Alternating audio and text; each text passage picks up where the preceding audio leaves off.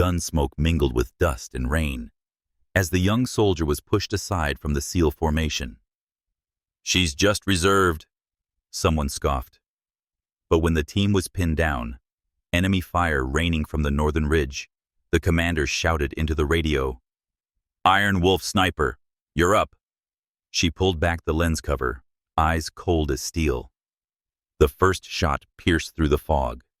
The laughter died. She didn't just save the team.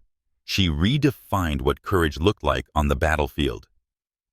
The night air in Kandahar carried dust and diesel fumes.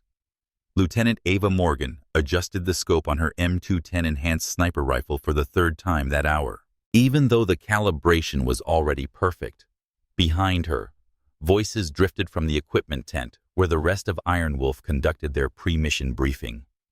"I'm just saying Roar's making a mistake," came the gravelly voice of Master Chief Sullivan. "This op is tight. We can't afford dead weight." "She qualified top of her class," someone else offered. Though the defense sounded half-hearted on a range, with no one shooting back, Ava's jaw tightened, but she kept her breathing steady. 4 counts in.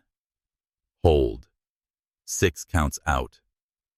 The rhythm her father had taught her when she was 12, holding his old hunting rifle in the Montana mountains. Before the accident, before the Marine Corps recruiter showed up at the funeral with a folded flag and a promise that service would give her purpose. "Your dad was one of the best," Commander Blake Rook had told her during her SEAL qualification interview. "But I'm not giving you a slot because of him. I'm giving it to you because when I watched you shoot, I saw something rare. You don't force the rifle, you listen to it." She'd made it through BUDS, through dive school, through SEER training, where instructors had tried to break her specifically because she was female, because they wanted to prove she didn't belong. But every broken bone and sleepless night had led here to Forward Operating Base Viper, where she was about to deploy on her first real mission with Iron Wolf. The tent flap opened. Corporal Derek Hayes emerged, his face carefully neutral when he spotted her. He was 23, built like a college linebacker, and had made his opinion about female operators abundantly clear. "Commander wants everyone inside," he said without meeting her eyes. "You too." Ava secured her rifle in its case and followed him into the tent. 8 men looked up as she entered. The fluorescent lantern cast harsh shadows across tactical maps spread on folding tables. Commander Roar stood at the head, his weathered face betraying nothing. "Now that we're all here," Roar began, "let's go over this one more time. Our target is a compound in the Al Rahim Valley. CIA asset call sign Shepard has been held there for 6 days. Intel suggests he's still alive, but his captors are planning to move him within 48 hours. Roar's finger traced a line on the satellite image. The valley is a natural kill box. Steep walls on 3 sides, single access road from the north. The group holding him are former Spetsnaz, not insurgents. They're professionals with military-grade equipment, including thermal optics and possibly optical camouflage technology. Master Chief Sullivan leaned forward. "What's our Overwatch situation?" "Single sniper position here." Roar tapped a ridge overlooking the compound, 1,100 meters from the primary structure. "Morgan, that's your post." The temperature in the tent seemed to drop. Someone shifted uncomfortably. "Sir," Sullivan said carefully, "that's a critical position. If we're compromised, Overwatch is our lifeline." "I'm aware, Master Chief. With respect, Lieutenant Morgan has 0 combat deployments. She has more confirmed kills on the range than anyone in this tent." Roar interrupted, his voice flat as steel. "At distances, most of you couldn't even spot a target. This discussion is over. Morgan takes Overwatch. Questions about the actual mission?" Silence settled like concrete. Ava kept her face impassive, but her heart hammered against her ribs. This was it. Her chance to prove she belonged, or her chance to fail in front of everyone who'd ever doubted her. After the briefing, she returned to her quarters, a plywood cubicle barely large enough for a cot and footlocker. She pulled out the leather journal her father had carried through 3 deployments and opened to a page she'd read 100 times. Ava, his handwriting read, "If you're reading this, I'm gone, but here's what I need you to remember. Being a good soldier isn't about being fearless. It's about being more afraid of letting down the person next to you than you are of dying. When you're scared, and you will be scared, focus on the mission. Focus on bringing your team home. That's how you honor the uniform." She traced the words with her fingertip, then closed the journal. Tomorrow, she'd find out if she could live up to his legacy, or if everyone who doubted her had been right all along. The briefing room at 0400 hours smelled of coffee and gun oil. The mission had been moved up. New intelligence suggested Shepard would be executed at dawn if they didn't extract him within the next 16 hours. Commander Rohr stood before a digital display showing thermal imaging of the Alraheim compound. Update from CIA. Our targets aren't just former Spetsnaz. Their leader is Viktor Vulov, ex-Russian Special Forces who went private 5 years ago. He's been linked to at least 7 successful ambushes of NATO forces. The man doesn't make mistakes. Lieutenant Marcus Colby, the team's communications specialist, whistled low. "That's who's holding Shepard?" "Makes sense," Rohr replied. Shepard was close to exposing a weapons trafficking network. Someone paid good money to make him disappear quietly, but quietly went out the window when Langley started asking questions. Now Vulov wants to make an example. Rohr switched to an overhead view. "We insert via helicopter at LZ Phoenix, 8 clicks north of the target. Hike in on foot to avoid detection. Morgan establishes overwatch position at 0530. Primary assault team, Sullivan, Hayes, Colby, Patterson, and myself, moves to breach point here." His laser pointer indicated a blind spot in the compound's southern wall. Morgan's job is to provide early warning and eliminate any sentries that compromise our approach. Once we're inside, she maintains watch for reinforcements or escape attempts. We extract Shepard, move to secondary LZ here, and exfil via Chinook. Total mission time 90 minutes from insertion to pickup. He paused, meeting each person's eyes. "I'll say this once. This is not a training exercise.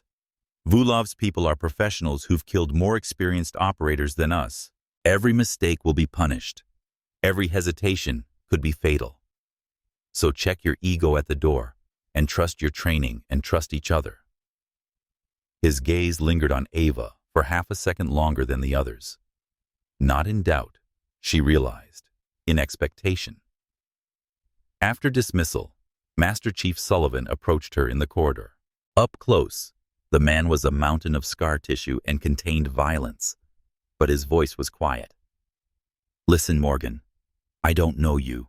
Maybe Rohr's right, and you're the second coming of Carlos Hathcock. But up in those mountains, if you miss a shot, if you hesitate for even a second, good men die, my men. So I'm asking you straight, are you ready for this?" Ava met his stare without flinching. "I won't miss, Master Chief." Sullivan studied her for a long moment, then nodded slowly. "I hope not, because if this goes sideways, you're the only thing standing between us and a body bag. Don't make me regret believing Rohr." As he walked away, Corporal Hayes leaned against the wall nearby, arms crossed. "Inspiring speech," he muttered. "Too bad confidence doesn't stop bullets." Ava shouldered her rifle case. "Neither does cynicism, Corporal." She left him standing there and headed to the armory to prepare her equipment. The M210 needed final calibration.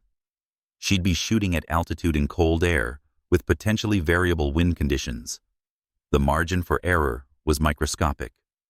Alone in the weapons bay, she disassembled the rifle with practiced efficiency, checking each component. The barrel was clean, the bolt smooth, the trigger breaking at exactly 3 kilometers. She loaded 5 rounds of M118 LR ammunition into the magazine, then a 6th into the chamber. At 175 grains and 2,580 foot per second muzzle velocity, each round could reach out past 1,200 meters with lethal precision. If she did her job right, if she didn't second-guess herself, if she could silence the voice in her head that whispered she was about to prove every doubter right. "Your weapon ready?" Roar's voice made her turn. The commander stood in the doorway, his own rifle slung across his back. "Yes, sir." He stepped inside, closing the door behind him. "Sullivan's worried. Hayes thinks I'm making a political statement.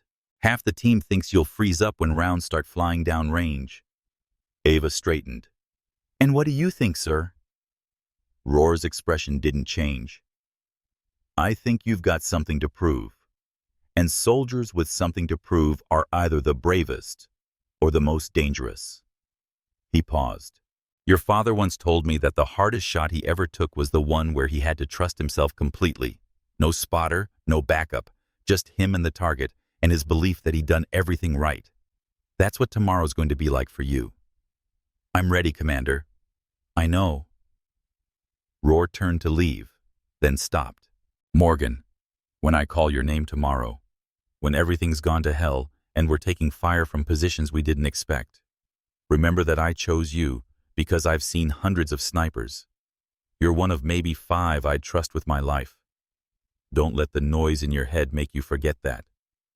After he left, Ava sat in the silent armory, the weight of the rifle across her knees. Outside, helicopter rotors began their pre-flight tests, a rhythmic thunder that shook the walls. 16 hours until insertion. 16 hours until she discovered if she was worthy of the uniform, or if she was just another soldier who'd confused confidence for competence. The helicopter banked hard over the mountains, turbulence rattling every bolt and rivet. Ava sat wedged between Hayes and Patterson, her rifle secured in a vertical hard case.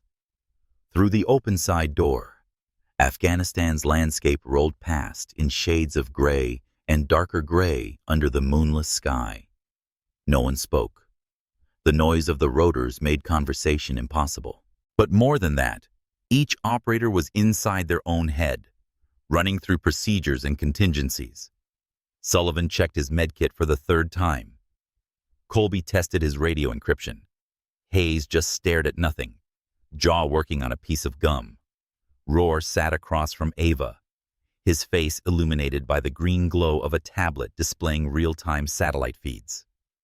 He looked up once, caught her eye, and nodded. No encouragement, no warning, just acknowledgement. The pilot's voice crackled through their headsets. 2 minutes to LZ Phoenix. Weather's deteriorating. Winds gusting to 25 knots. Dust storm moving in from the west. Ava's stomach tightened. Variable wind meant variable trajectory. She'd have to read the mirage, watch for tells in the dust patterns, maybe even adjust for Coriolis effect at extreme range. Every complication was another chance for error. 30 seconds, green light. The helicopter flared, kicking up a brown cloud that swallowed the landscape. Before the skids touched Earth, Sullivan was out, weapon up, scanning for threats. The rest followed in practiced sequence. Ava was 4th out, her boots hitting rocky soil as the downdraft threatened to knock her sideways. The helicopter lifted immediately, leaving them in sudden, profound silence. Roar signaled diamond formation. Ava at center. They moved into the mountains, night vision turning the world into shades of green phosphorescence. The terrain was brutal. Loose scree, hidden gullies, thorny vegetation that grabbed at equipment. Ava controlled her breathing, staying in rhythm with the team's pace. Her rifle case was strapped diagonally across her back. 40 pulsums that might as well have been 1,000 by the time they reached the overwatch position. But she didn't complain, didn't ask for a break, just kept moving. 2 hours into the hike, they reached a narrow canyon pass. Sullivan went first, testing handholds on the rock face. Hayes followed, then Colby and Patterson. Ava went fifth, Commander Rohr bringing up the rear. Halfway up, her boot slipped on wet stone.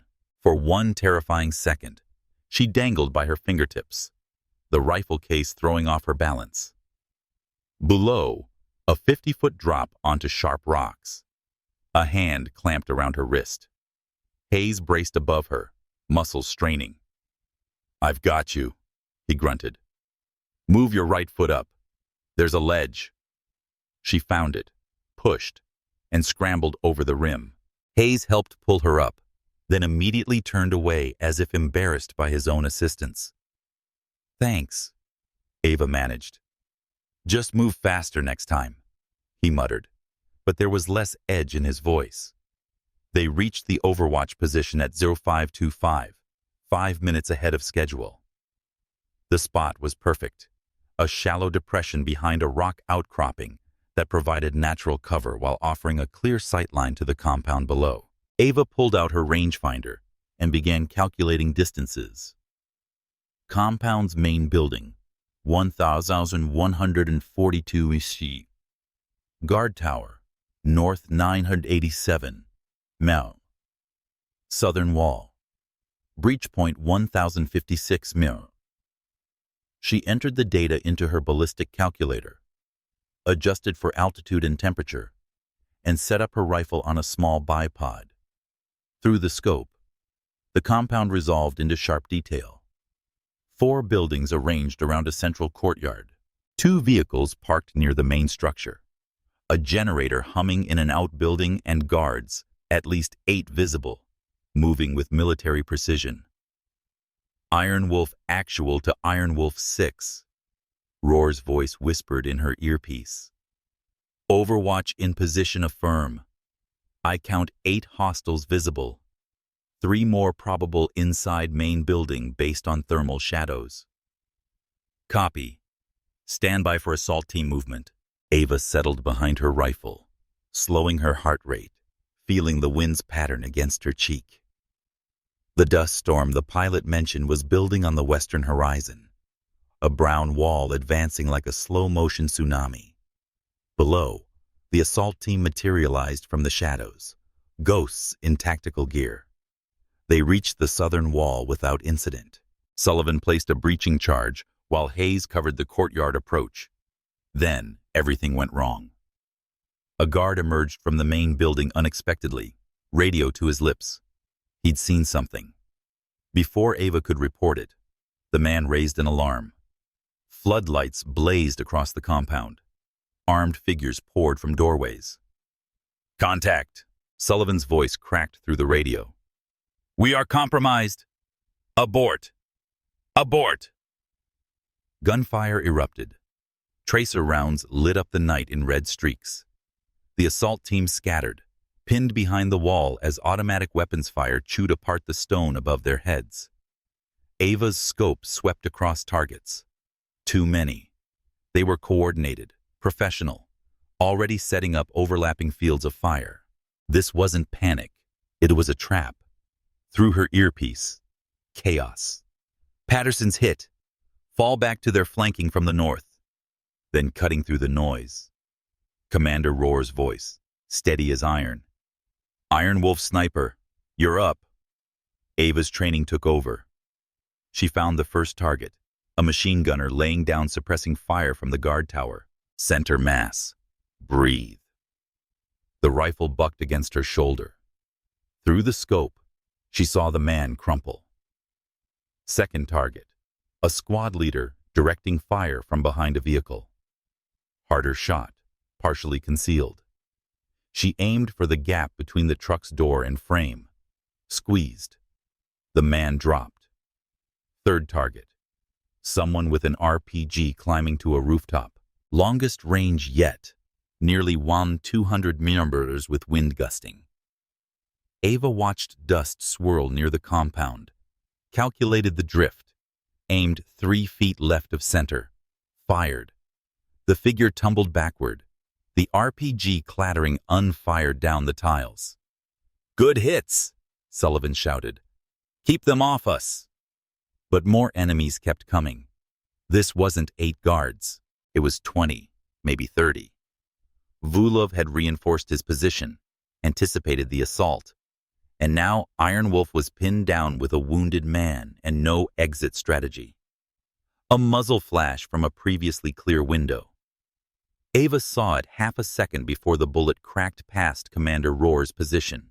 She swung her rifle, found the sniper's position, and fired twice. The first shot shattered the window frame. The second found its target, but her bolt jammed on the next round. Dirt from the earlier fall must have gotten into the action. She cursed, cleared it manually, chambered a fresh round, lost 3 seconds in combat. An eternity. Iron Wolf 6. Rohr's voice was strained now. We have enemy reinforcements moving from the North Canyon. 2 vehicles, multiple dismounts. We're about to be surrounded. Ava swung her scope to the north approach. 2 technical trucks, each with a machine gun mounted in the bed, racing toward the compound. At least a dozen fighters visible. This was no longer a rescue mission. It was survival, and she was the only thing between her team and annihilation. The technical trucks roared closer, headlights cutting through the darkness. Ava tracked the lead vehicle, calculating intercept angles. Standard anti-vehicle doctrine called for targeting the driver, but these trucks had armored cabs. The machine gunners in the beds were exposed, but killing them wouldn't stop the vehicles. She needed a different approach. The lead truck hit a bump, bouncing on worn suspension. In that instant, the fuel tank mounted behind the cab was briefly visible. Ava adjusted her aim 6, in lower than where the driver sat, accounting for the metal's thickness and the angle of penetration. Breathe. Wait for the rhythm of the truck's movement. Now. The rifle barked for a half-second. Nothing happened. Then, orange flame erupted from beneath the truck's chassis. The vehicle swerved wildly, rolled twice, and came to rest on its side. Black smoke pouring from the wreckage. The second truck swerved to avoid the burning obstacle. Ava put 2 rounds through its right front tire at 1/300 miles. The vehicle fishtailed, clipped a boulder, and spun out, dumping its occupants into the dust. Reinforcements neutralized, she reported. But you've got dismounts converging on your position. At least 8 fighters closing from the northeast. Copy that, Rohr replied. Sullivan, get Patterson stabilized. Hayes, Colby, set up a defensive line at the breach. Morgan. He paused as gunfire intensified. We need a path out of here. Find us one. Ava pulled back from her scope, studying the larger tactical picture. The compound sat at the base of a horseshoe canyon. The only exit was the northern road, now blocked by burning vehicles. The canyon walls were too steep for a wounded man to climb. They were boxed in unless she zoomed in on the western canyon wall, where the approaching dust storm was beginning to obscure visibility. There, a narrow cleft in the rock barely visible even in daylight. It appeared to lead over the ridge to an adjacent valley. If they could reach it before the main enemy force arrived, it might offer escape. Iron Wolf Actual. I have a possible exfil route. Western Canyon Wall approximately 200 millibows from your current position. There's a cleft that might lead through. It's going to be tight, especially with a casualty. Better than staying here. Sullivan, can Patterson move? Negative on self-ambulatory. He took one through the thigh. Bones intact, but he's lost blood. He'll need carry assist. Hayes. Colby, you're on Patterson. I'll provide rear security. Rohr's voice was calm, but Ava could hear the calculation behind it. Moving a casualty under fire was a nightmare scenario. Every second of exposure was an invitation for disaster. The team began their withdrawal, moving in coordinated bounds. Hayes and Colby carried Patterson between them, the wounded man's face gray with pain. Sullivan laid down suppressing fire, while Rohr coordinated their movement. Ava shifted her focus, hunting for targets. An enemy fighter appeared at the compound's main entrance. She fired. The man fell. Another popped up from behind the vehicle. She fired again. The second shot missed by inches. The wind was picking up as the dust storm drew nearer, creating unpredictable eddies. "Contact left," Hayes shouted. "We've got hostiles on the eastern ridge." Ava swung her rifle up and right. Their movement along a rocky outcropping 900 meters distant. Not the compound guards. These were the reinforcements from the disabled trucks, climbing to elevated positions to rain fire down on the escaping team. She took the first man, a clean chest shot, reacquired, fired again. The second fighter dove for cover. She waited, controlled her breathing, watched for him to make the fatal mistake of assuming she'd moved on to other targets. There, helmet edge visible, she aimed 6 in below, where she knew his head must be, accounting for the rock he'd hidden behind. Fired. The helmet jumped backward, empty, but there were too many. For every enemy she eliminated, 2 more appeared, and her ammunition was finite. She'd started with 50 rounds. By her count, she had 23 remaining. Iron Wolf 6, be advised, you have multiple hostiles establishing positions on the eastern ridge. I count at least 10, possibly more. They have height advantage and clear sight lines to your escape route. Can you suppress them? Rohr asked. Ava ran the math. 10 targets spread across 200 meters of terrain, all in covered positions. Negative. Not enough rounds, and they're dug in. I can kill 3, maybe 4 before the others pin me down. The rest will have free shots at your team. Silence on the radio then. What do you recommend, Lieutenant? It was the first time Rohr had asked her opinion in combat.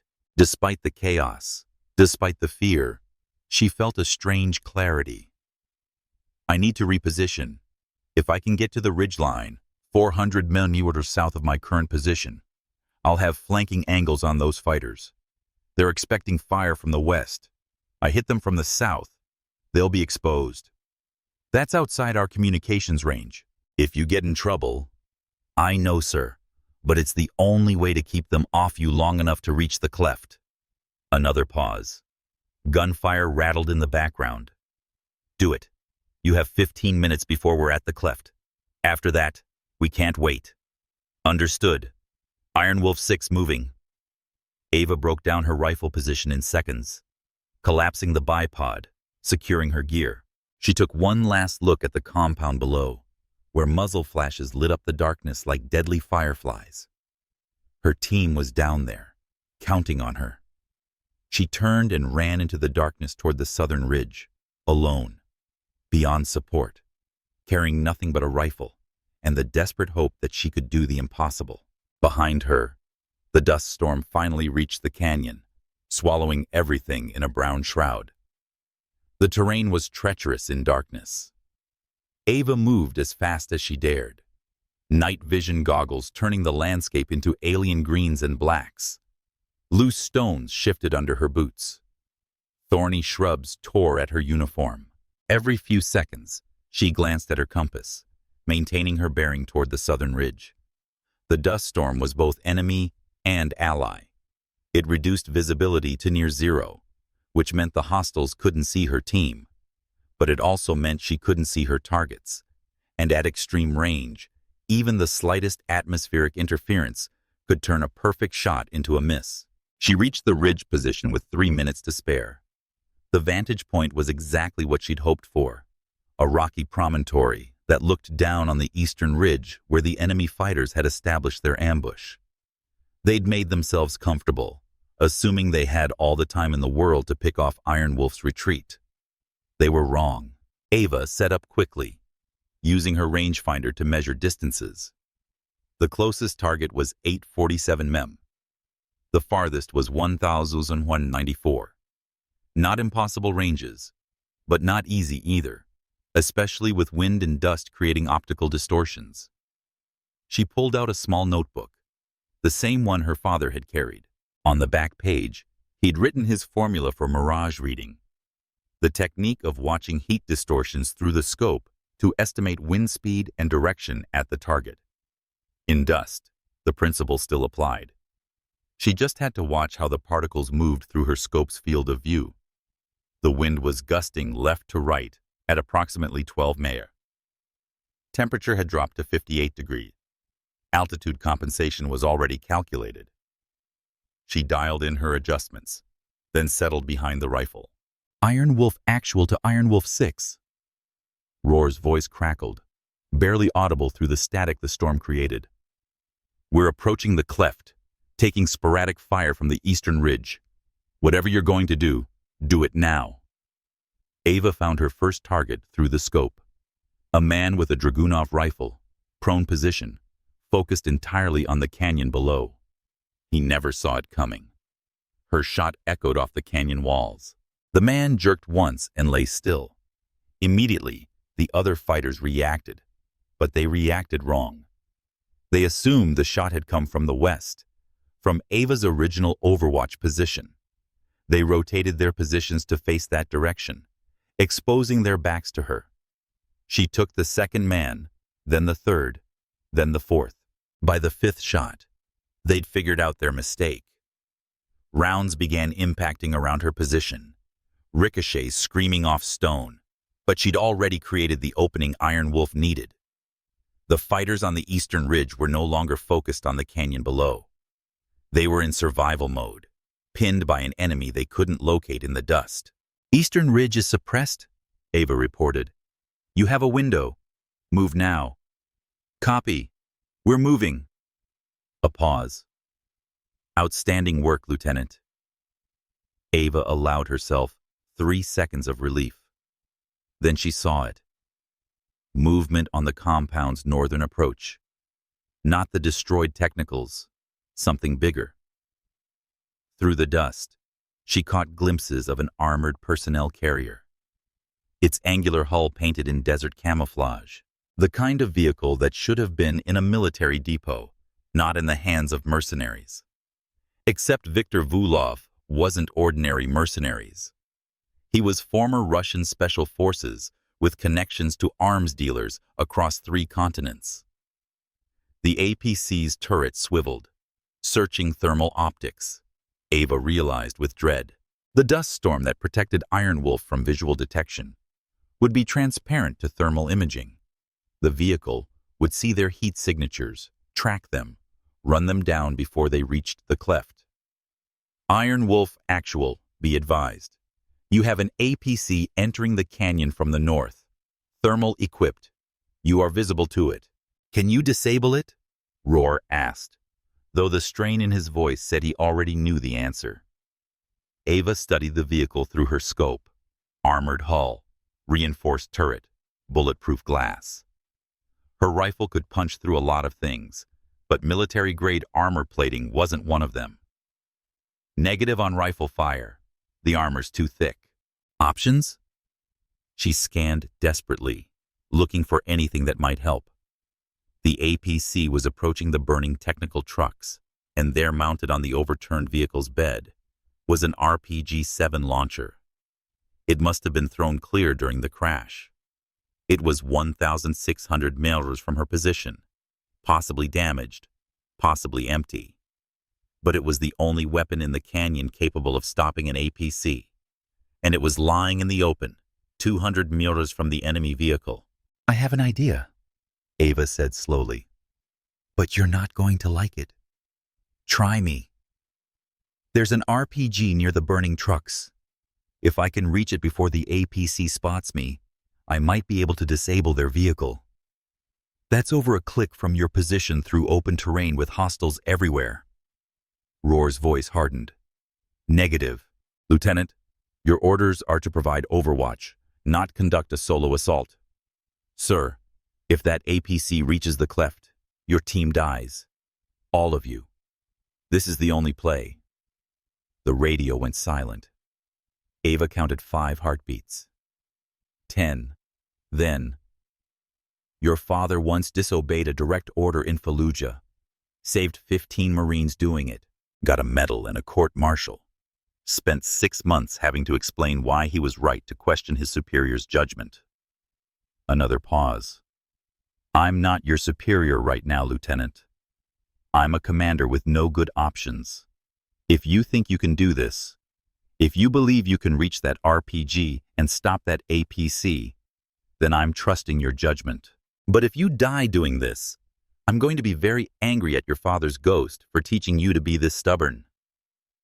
Despite everything, Ava smiled. Copy that, sir. Iron Wolf 6 is moving. She secured her rifle across her back and started running down the ridge toward the burning vehicles. The dust storm was thickening, visibility down to perhaps 30 meters. It was the only reason she had any chance at all. The terrain was a nightmare of rocks and thorns and sudden drop-offs, invisible, until her foot was already in midair.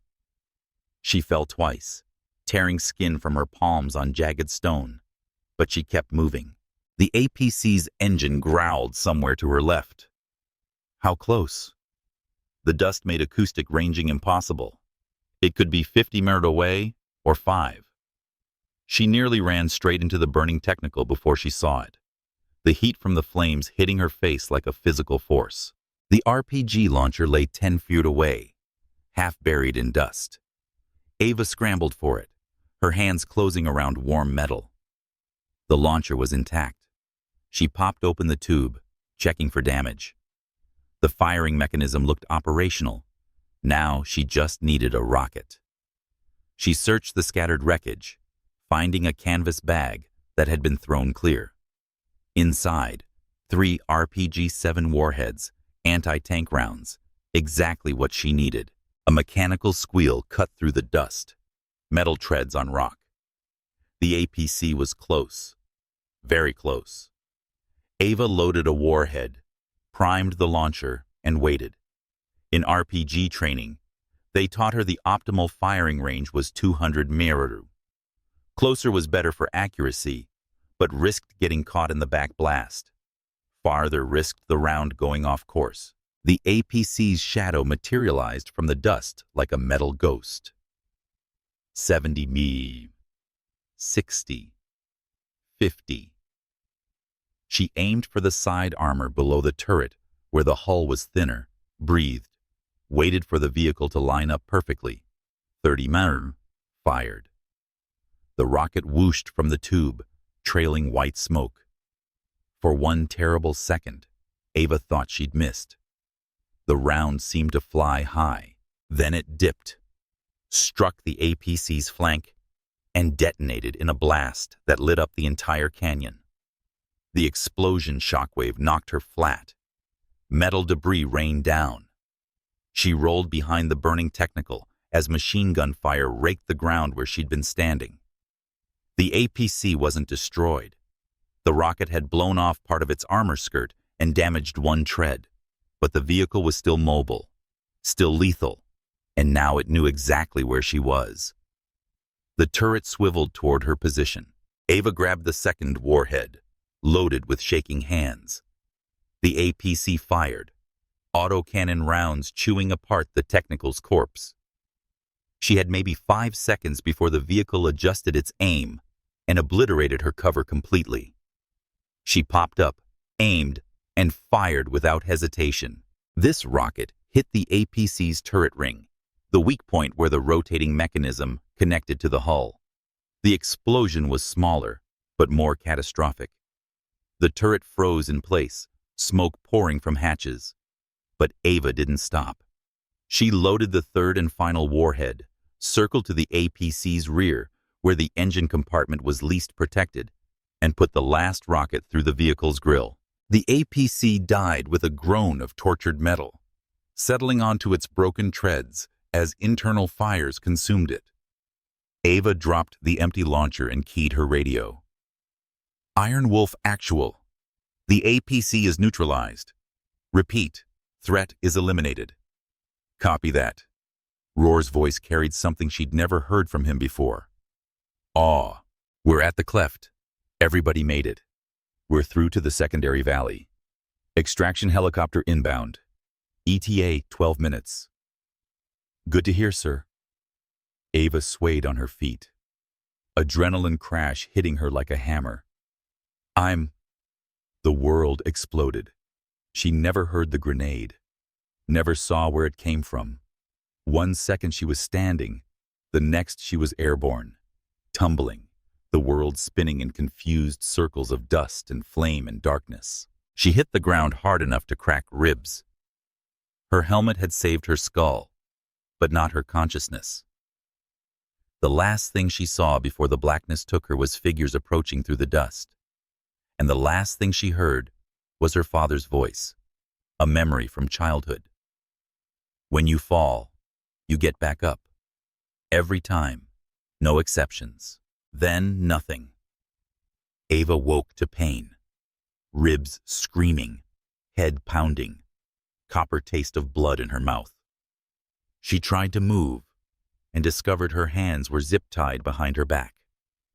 Through blurred vision, she made out 3 figures standing over her. The center one crouched down, and she found herself looking into cold blue eyes, set in a face carved from Siberian granite.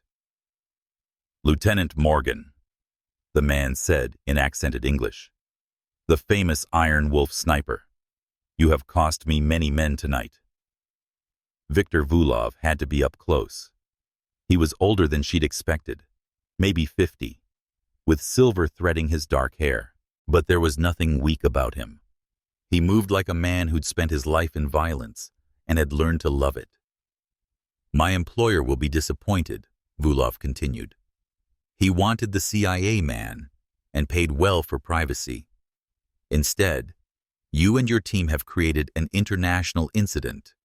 But perhaps you will help me salvage something from this disaster. You will tell me how many SEALs are in the area, what their reinforcement schedule is, and where your commander is going." Ava said nothing. Vulov sighed. "You were taught to resist interrogation. Yes. Name, rank, serial number, nothing more. But Lieutenant, I am not interested in your name. I have your identification. I am not interested in information you do not have. I am interested only in—" He moved faster than she'd thought possible, his fist driving into her broken ribs. White light exploded behind her eyes, making you scream. Vulov finished. "You killed my brother tonight. He was the commander of that APC. I heard him burn alive over the radio, crying for his mother. So before I kill you, I will make you understand what pain truly is." Through the agony, Ava's tactical mind kept working. She was behind the burning technical, zip-tied, injured, alone. Her rifle was gone.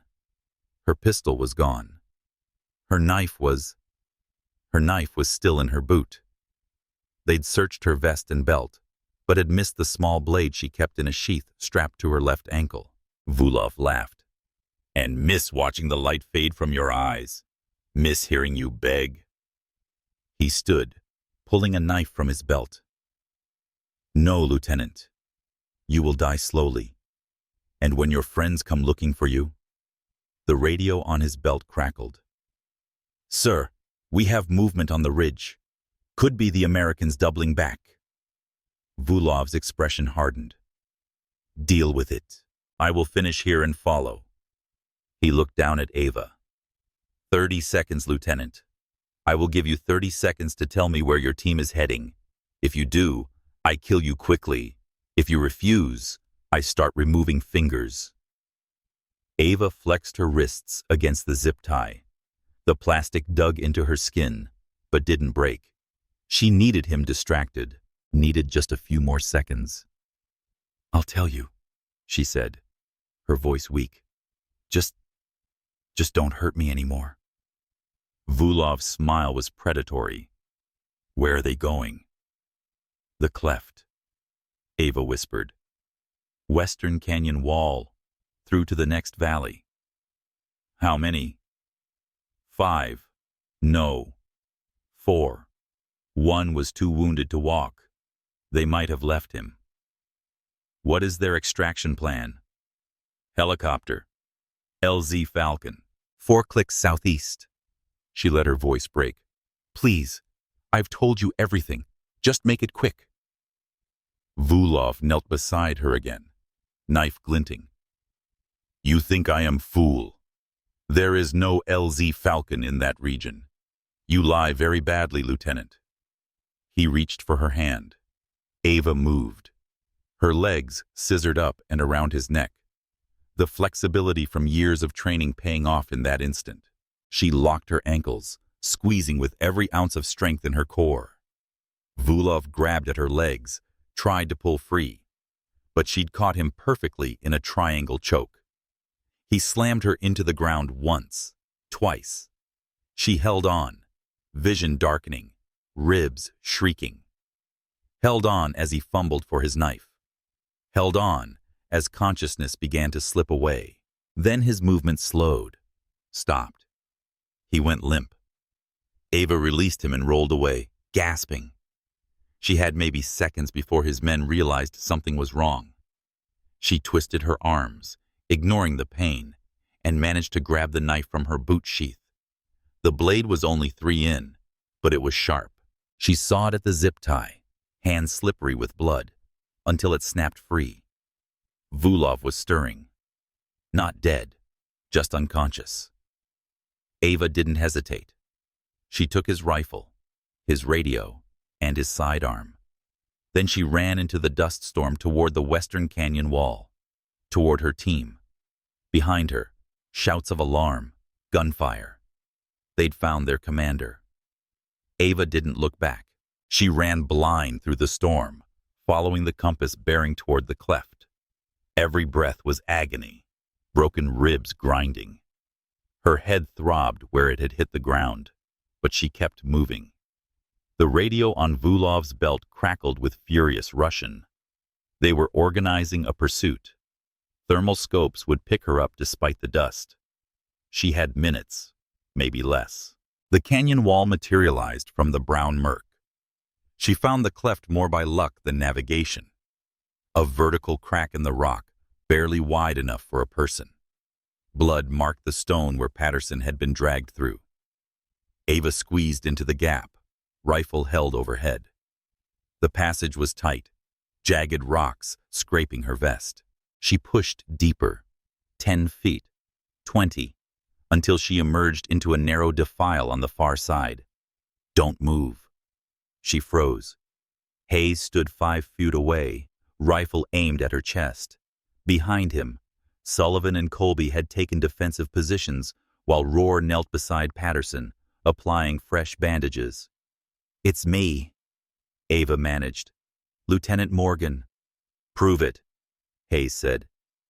"What did Commander Rohr say to you in the armory yesterday?" "Smart. Testing for Russian infiltrators using English speakers." "He said, 'My father once told him, the hardest shot is the one where you have to trust yourself completely.'" Hayes lowered his weapon. "How are you alive?" "We heard the explosion. Saw you go down. Vulov captured me. I got free." She swayed, catching herself against the rock wall. "He knows you're heading this way. He has at least 20 men left, possibly more, and they have thermal optics." Rohr stood, his face grim. "Patterson can't move any faster. We're already barely ahead of them. If they catch us in this defile, they won't." Ava pulled out Vulov's radio, switching it to the Russian channel. The chatter was constant, coordinating their pursuit. "I can hear their movements, and I have this." She held up the rifle she'd taken, a VSS Vintores, the suppressed sniper rifle used by Russian special forces, subsonic rounds, effective to 400 meters, and most importantly, nearly silent. "I can slow them down," Ava said, "but I need a good position with overlook of the cleft entrance." "No," Rohr said flatly. "You're injured, exhausted, and we're not leaving anyone behind again. You're not leaving me. I'm volunteering." She met his eyes. "Sir, you taught me that leadership means making the hard calls. This is the hard call. Patterson needs medical attention now, which means you need to reach that extraction helicopter. I can buy you the time to do it by sacrificing yourself, by trusting myself to do my job." She smiled, tasting blood, just like my father would. Sullivan stepped forward. Commander, she's right. We're not making the LZ with hostiles on our heels. Someone needs to hold them at the choke point. Rohr looked at each of his men, saw the same reluctant agreement. Finally, he turned back to Ava. If you do this, you use every trick you know to survive. You hold them for 10 minutes, then you run. That's an order, Lieutenant. Yes, sir. He held out his hand. She shook it. And in that grip, she felt everything he couldn't say in front of the others. Respect, gratitude, and the heavy knowledge that he might be sending her to her death. Hayes will stay with you, Rohr said. Sir, Hayes started. You heard me, Corporal. 2 rifles is better than 1. You keep her alive. Then you both get to the LZ. Extraction in 8 minutes. The helicopter will wait exactly 60 seconds. Then it's gone. Miss that window and you're walking to Kabul. Hayes looked like he wanted to argue, but he just nodded. Yes, sir. The rest of Iron Wolf moved out, Sullivan and Colby carrying Patterson between them. Rohr paused at the defile entrance, looked back once, then disappeared into the dust. Hayes turned to Ava. So, any brilliant plans, Lieutenant? Ava studied the terrain.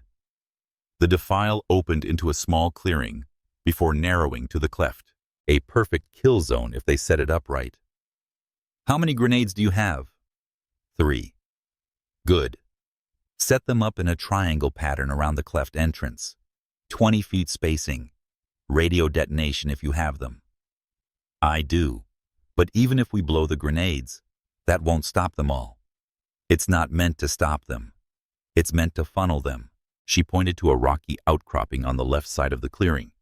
You get up there with your rifle. When they come through, they'll instinctively move away from the explosion, which puts them in the open. You take targets from the left side. I'll be on the right taking targets from their crossfire. They won't know which direction to run. Hayes studied the setup, then nodded slowly. That might actually work, for the first wave anyway. Then we improvise. They set up quickly, Hayes planting the grenades while Ava found a position behind a fallen boulder that gave her clear sight lines. The VSS Vintorez was different from her M210, lighter and less powerful, but at these ranges, it would do. The radio chatter intensified. The Russians were close. On. Here they come, Hayes whispered from his position. 3 figures emerged from the cleft, rifles up, moving tactically. They cleared the immediate area, signaling back for more. Ava waited. 4 more came through. 6, 8. When the 10th man entered the clearing, she keyed the detonator. The grenades erupted in sequence, turning the clearing into a maelstrom of fire and shrapnel. Men screamed. Dust and smoke reduced visibility to 0. Ava fired into the chaos. Quick double taps, aiming for center mass. Beside her, Hayes's rifle cracked steadily. They couldn't see their targets, just muzzle flashes in the smoke, fired at those. The suppressed Vintorez barely made a sound, just a soft cough that was lost in the din. The survivors retreated back through the cleft. Ava counted at least 4 bodies in the clearing. How long was that? Hayes asked. 2 minutes. We need 8 more. The radio erupted with Russian. They were calling for heavy weapons. Ava's limited Russian let her catch keywords. RPG, suppressing fire, flank. They're going to try to go around, she told Hayes. Split their force, can they? This canyon. No, it's cleft or nothing.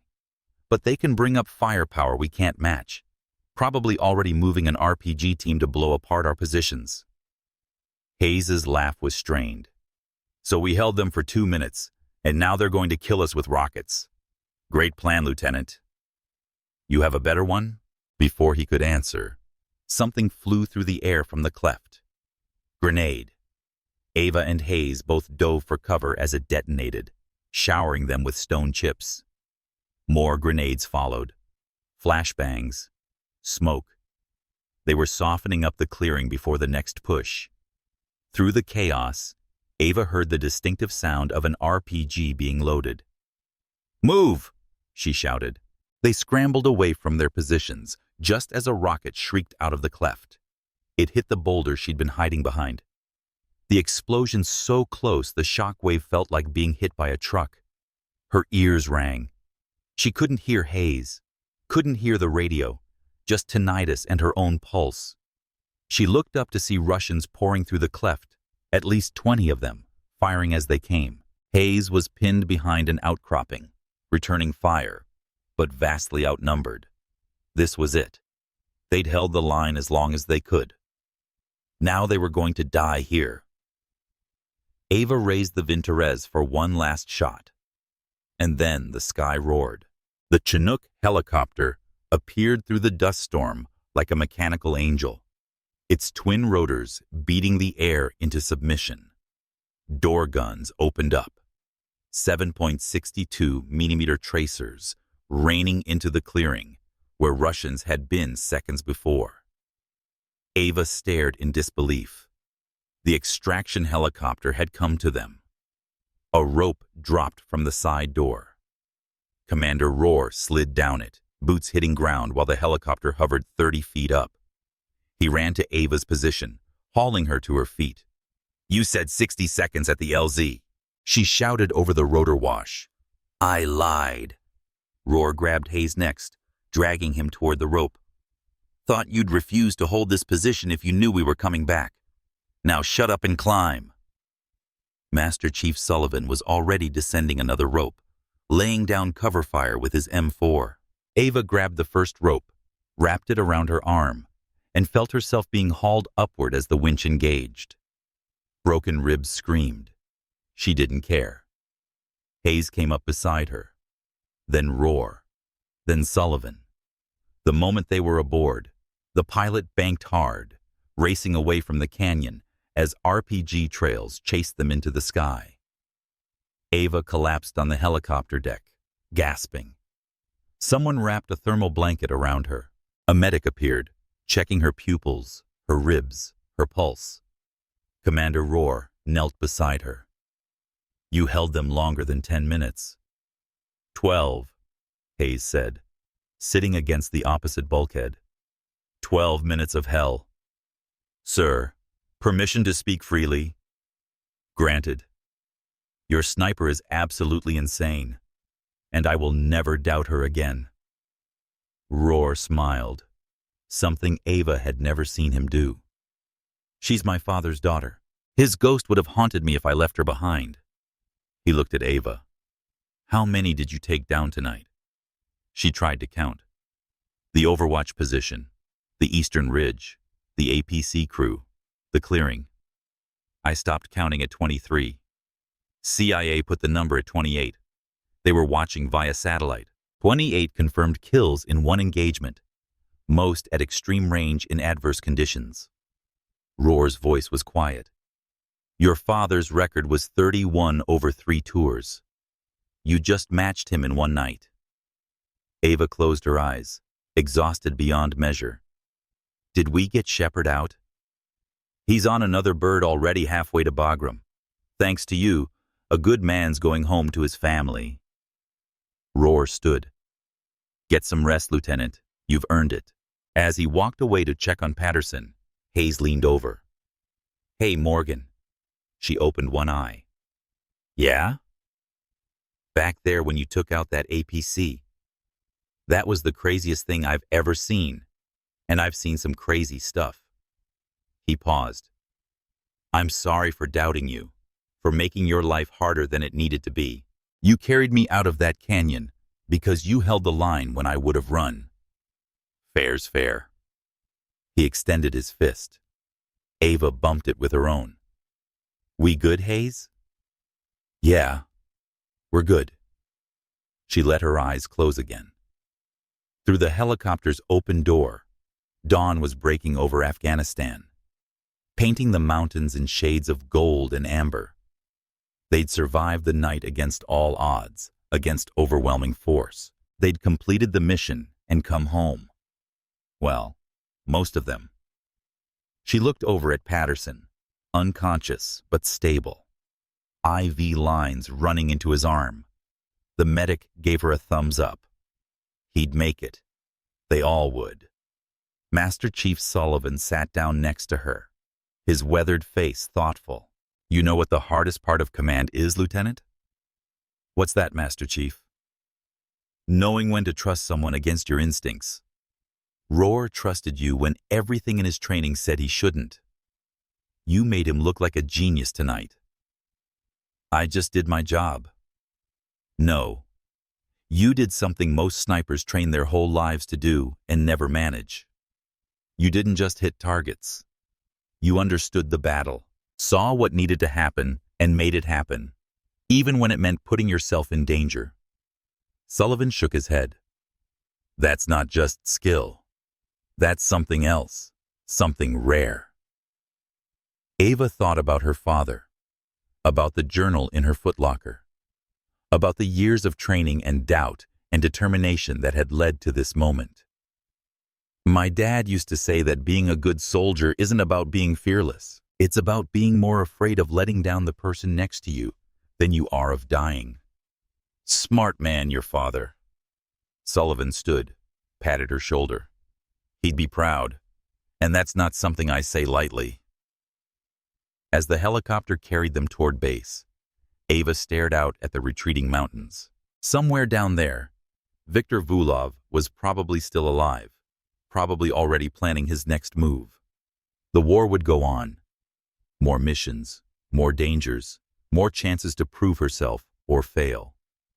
But for now, in this moment, she was part of Iron Wolf, not the outsider, not the liability, not the woman who had to work twice as hard to earn half the respect, just Lieutenant Ava Morgan, SEAL sniper, who'd held the line when it mattered most.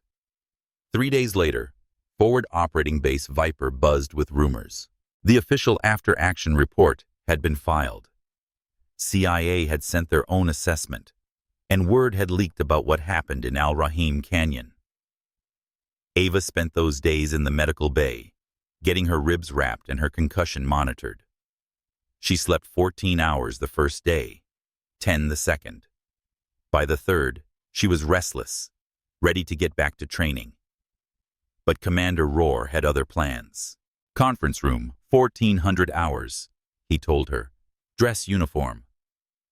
She arrived to find the entire Iron Wolf team assembled along with several officers she didn't recognize. Flags hung from the walls. A camera crew filmed from the corner. This was more than a debrief. Lieutenant Morgan, a colonel she'd never met, began. Please approach. Ava walked to the front of the room, spine straight despite her injuries. The colonel held a wooden box. For exceptional valor under fire. For actions above and beyond the call of duty. For tactical brilliance that saved American lives and completed a critical mission. The United States Special Operations Command awards you the Silver Star. The room erupted in applause. The colonel pinned the medal to her uniform while cameras flashed. Ava stood at attention trying to process what was happening. When the ceremony ended and officers filed out, Iron Wolf remained. Hayes approached first. So, hero, he said with a grin. Does this mean you're too good to train with us mortals now? It means I'll have higher expectations when I'm kicking your ass on the range. Laughter. Sullivan clapped her on the back carefully, mindful of her ribs. Colby shook her hand. Even Patterson wheeled in on a hospital gurney against medical advice, gave her a thumbs up. Commander Rohr waited until the others had congratulated her, then approached. Walk with me, Lieutenant. They left the building, walking across the base toward the shooting range. The Afghan sun beat down, turning the dust to gold. Your father, Rohr said eventually, would have been insufferable about this. He'd have told everyone in every bar from here to Virginia Beach about his daughter, the Silver Star recipient. He never got one, Ava said quietly. No, he got a Bronze Star and a Purple Heart, and a reputation as one of the best snipers in the teams. But I think he'd trade all of it to see what you've become. Roar stopped walking. I need to ask you something, and I need an honest answer. Sir, that night, when I gave you permission to go after the APC, when I basically told you to risk your life for the team, did you do it because you thought it was the only tactical option? Or did you do it because you were still trying to prove you belonged? Ava considered the question. Both. Sir, I believed it was the right call tactically. But yes, part of me wanted to show everyone I wasn't weak, wasn't a liability. Does that make it the wrong decision? No, it makes it a human decision. Good commanders learn to separate ego from tactics. Great commanders learn to harness ego as a tool. You did something reckless that happened to work. Next time, it might not. I need to know you'll be smart enough to recognize the difference. I will, sir. Roar nodded. You're being reassigned. Ava's stomach dropped. Sir, to instructor duty at the Naval Special Warfare Center. They want you teaching advanced sniper tactics. Apparently, someone at SOCOM thinks your methods would benefit the next generation of operators. I don't want a training position. I want to stay with Iron Wolf. And you will. Temporary duty 6 months. Then you're back with the team. Assuming, Roar added with the hint of a smile, you can stand being away from us that long. What if I refuse the assignment? You don't get to refuse. It's an order. His expression softened. Ava, you're 26 years old with 1 deployment. You have a long career ahead of you. Part of that career needs to be sharing what you know, teaching others, building the next generation of Iron Wolf. Yes, sir. They reached the range. Ava's M2010 waited in its case, cleaned and maintained by the armory staff. She pulled it out, assembled it with practiced motions. Show me, Roar said. 1 shot. That target at 1,200 miles. Show me the shot that made you famous. Ava settled behind the rifle, found the target through her scope, a silhouette barely visible in the afternoon haze. Checked wind, adjusted for distance, temperature, altitude, slowed her breathing. The trigger broke clean. The rifle bucked. Downrange, the target sprouted a hole dead center. Every time I see you do that, Roar said, I'm reminded why I fought the brass to get you on this team. You don't just shoot. You understand shooting at a level most people never reach. Your father taught you the basics. But what you did in that canyon, that was all you. Own it, Lieutenant. As they walked back toward base, Ava felt the weight of the silver star on her chest. Heavy, but not as heavy as the expectations that came with it. People would look at her differently now. Some with respect, some with jealousy, some waiting for her to fail and prove it was all luck. But she'd survived one of the hardest nights of her life. She'd earned her place in Iron Wolf, and she'd shown everyone, including herself, that she belonged. That was enough. 6 months later, Naval Special Warfare Center, Coronado, California. Ava stood before a class of 40 SEAL candidates, her uniform crisp, her bearing confident. On the range behind her, targets waited at distances from 400 to 1,400 meters. Advanced sniper tactics, she began, is not about perfect shooting. It's about imperfect shooting in impossible conditions. Today, I'm going to teach you how to hit targets when the wind is unpredictable, the light is bad, and people are shooting back. The students watched her with mixed expressions, some respectful, some skeptical. She recognized that skepticism, had worn it herself once. Let me tell you about a night in Afghanistan, Ava continued, about a mission where everything went wrong, where the enemy was professional and well-equipped, and we were outnumbered 5 to 1. About the moment I realized that all the range time in the world doesn't prepare you for making shots that mean the difference between your team living or dying. For the next 6 hours, she taught them everything she'd learned: wind reading, using mirage, trajectory calculation under stress, target prioritization in multi-threat environments, staying calm when rounds are impacting around your position. At the end of the day, one student, a young woman who'd been quiet throughout, approached. "Ma'am, can I ask you something?" "Go ahead." "I'm the only female in my class. Some of the instructors, they don't think I'll make it through. They say women don't have what it takes for this job." Her voice was steady, but Ava heard the uncertainty beneath. "Did you ever doubt yourself?" Ava thought about that night in Kandahar, about the voices saying she'd fail, about her own fears. "Every single day," she answered honestly. "I doubted myself until the moment I had to prove myself. And then I didn't have time for doubt. I only had time to do my job." "How did you get past it?" "I didn't get past it. I used it. Every person who doubted me, every instructor who thought I'd quit, every teammate who questioned my presence, I turned that into fuel. But here's what you need to understand. Proving other people wrong is a nice side effect. The real goal is proving to yourself that you can do this. Because at the end of the day, when you're alone in the dark with a rifle and a mission, no one else's opinion matters." The student nodded slowly. "Thank you, ma'am." "What's your name?" "Hernandez. Petty Officer 3rd Class." "Well, Petty Officer Hernandez, I'll be watching your progress. Show them what you're made of." After the students left, Ava walked to the range, pulled out her M210, and sent one round downrange. The shot felt like coming home. Her phone buzzed. Text from Commander Roar. "Iron Wolf deploys in 3 weeks. Pakistan border. You ready?" She typed back, "Always." A second text arrived. This one from Hayes.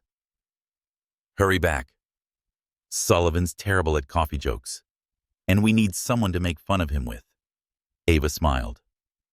Her temporary assignment was almost done. Soon she'd be back with her team, back in the field, back doing what she was meant to do. She looked out at the ocean where candidates ran the beach in formation, their instructors pushing them toward their limits. One figure lagged behind the others, Hernandez, struggling but refusing to quit. Ava remembered being that figure, remembered the pain and doubt and desperate determination.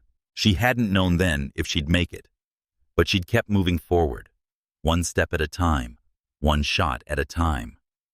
That's what separated those who made it from those who didn't. Not superior ability, not perfect conditions, just the stubborn refusal to quit when everything hurt and the finish line seemed impossible. She checked her watch. Enough reflection. She had 3 more classes to teach before the day ended.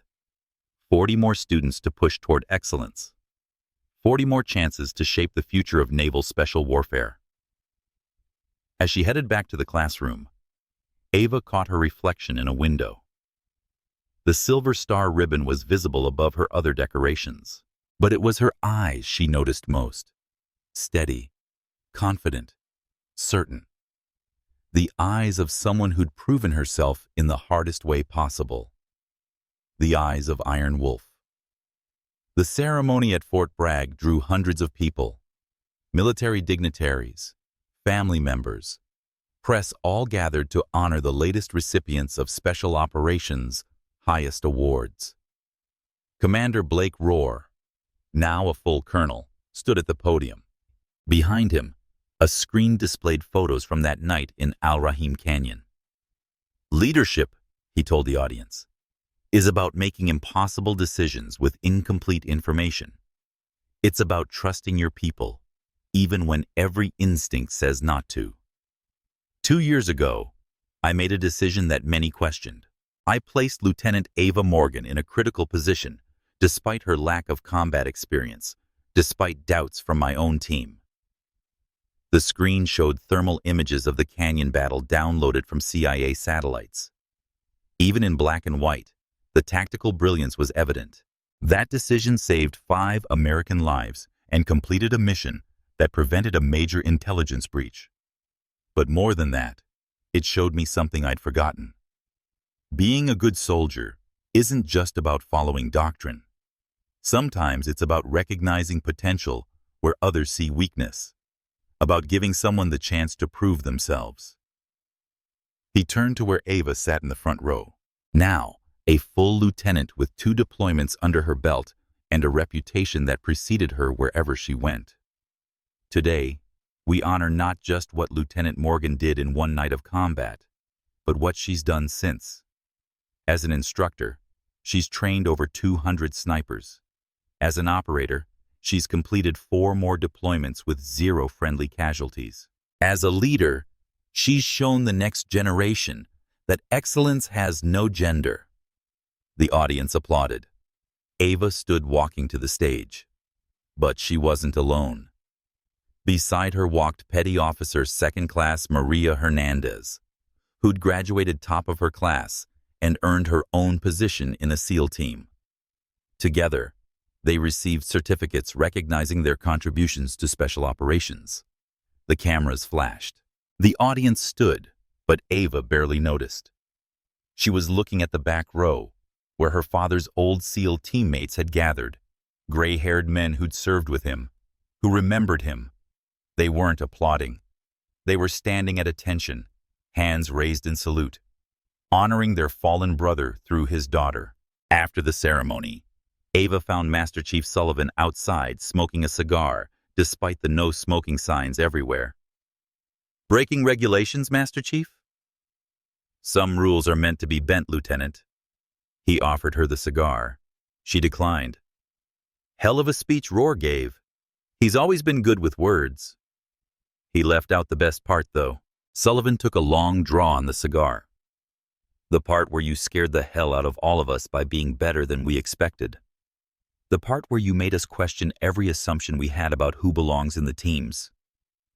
"Is that a compliment, Master Chief?" "It's the truth, and truth is harder than compliments." He flicked ash. "You heading back to Coronado next week. New class of students." "Good. They need someone like you. Someone who doesn't just tell them it's possible. Someone who shows them." As Sullivan walked away, Hayes appeared, now a sergeant and leading his own fire team. "Hey, you got a minute?" They walked to a quiet corner of the base away from the crowds. "I've been thinking," Hayes began, unusually serious, "about that night, about how wrong I was about you. And I realized something. I wasn't just wrong about you specifically. I was wrong about what makes a good soldier." "Derek, let me finish." He took a breath. "I thought toughness meant being the biggest, strongest, most aggressive person in the room. But you showed me that real toughness is more complicated. It's staying calm when everyone else panics. It's making the hard call when no one else will. It's holding the line even when you're terrified." "I was terrified that night," Ava admitted. "I know. So was I. Difference is, you didn't let it stop you." Hayes extended his hand. "Thank you for teaching me what courage actually looks like." They shook. And in that grip was everything that had changed between them. Respect earned, trust built, brotherhood forged in fire.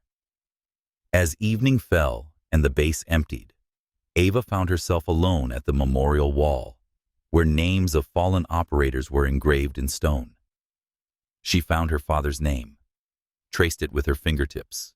"I did it, Dad," she whispered. "I became the soldier you always believed I could be, and now I'm helping others do the same." The wind carried dust across the courtyard, and for a moment, Ava could have sworn she heard her father's voice.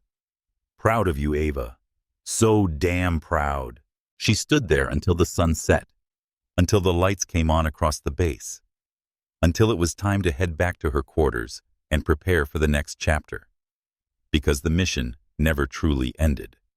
There would always be students to train, operations to conduct, lives to save. The uniform she wore came with responsibilities that didn't vanish when the cameras stopped flashing.